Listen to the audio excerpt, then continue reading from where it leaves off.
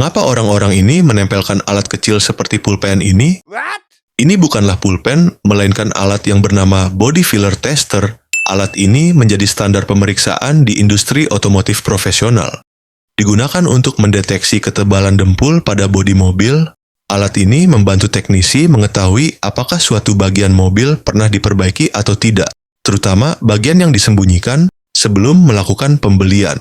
Dengan alat ini, kamu bisa tahu apakah panel bodi masih original atau sudah pernah ditambal atau diperbaiki setelah tabrakan.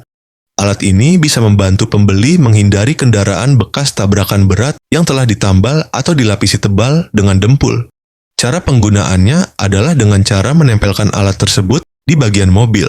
Jika alat tersebut lepas ketika berada di indikator berwarna hijau, itu artinya cat masih original dan belum pernah didempul atau dicat ulang. Apabila berwarna kuning, kemungkinan telah dilakukan pengecatan ulang tipis atau perbaikan ringan, dan jika indikatornya berwarna merah itu artinya ada lapisan dempul tebal atau bekas tabrakan maupun perbaikan berat